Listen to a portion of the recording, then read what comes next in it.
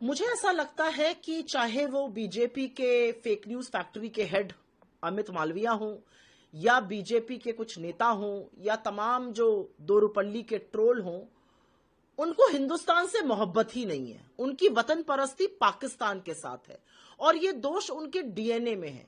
इन्हीं के पुरखे जो थे वो अंग्रेजों के साथ मिलकर माफीनामे लिखते थे, मुखबिरी करते थे। सावरकर इनके पुरखे, इनके नेता थे।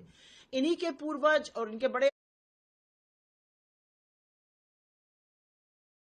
आराध्य श्यामा प्रसाद मुखर्जी भारत छोड़ो आंदोलन के समय मुस्लिम लीग के साथ मिलकर Bihar, Bengal, North West Frontier Province और सिंध में सरकारें चला रहे थे। इनके नेता, इनके बड़े नेता अडवाणी जी जिन्ना की कब्र पर गए थे।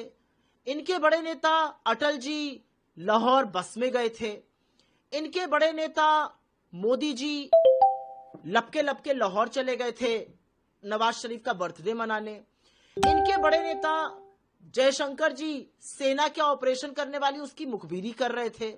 इनके बड़े नेता मोदी जी ने यह नहीं देखा कि हमारी सेना कितनी आक्रामक थी और बड़ी कार्रवाई कर रही थी। उन्होंने अमेरिका के प्रभाव में आकर सीज फायर कर लिया। तो इनके नेता लोगों की जो पाकिस्तान परस्ती है वो दुनिया जानती है।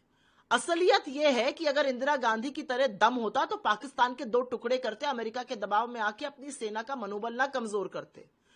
और असलियत एक ये भी है कि लड़ाई पाकिस्तान से है, लड़ाई आतंकियों से है। मोर्चा विपक्ष के खिलाफ खोला हुआ है, उस विपक्ष के खिलाफ जिसने आपका 100% सहयोग किया। लेकिन अब अगर आप लीपापोती करिएगा, अब अगर आप अमेरिका के सामने मुंह नहीं खोल पाइएगा, 5-5 बार अमेरिका बोल रहा है कि हमने सीज फायर कराया, तो आपसे सवाल पूछे जाएंगे। आपसे सवाल पूछे जाएंगे कि विदेश मंत्री के बयान का क्या मतलब है। क्यों हमने बताया हम आतंकी कैंपों पर हमला करने जा रहे हैं? क्यों हमने पाकिस्तान पे भरोसा किया? क्या हमने अपनी सेना को डेंजर में नहीं डाला? ऐसे बहुत सारे सवाल पूछे जाएंगे। लेकिन इन लोगों की हैसियत जो है वो विपक्ष से लड़ने की है।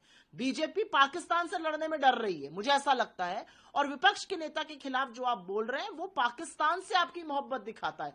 हम तो उस पार्टी के और उस विचारधारा के लोग हैं जिसने पाकिस्तान के दो टुकड़े करके बांग्लादेश को जन्म दिया था। आपकी वो हैसियत नहीं है। आपकी हैसियत है ट्विटर पे भद्दी फोटो लगाने की और बकलोली करने की।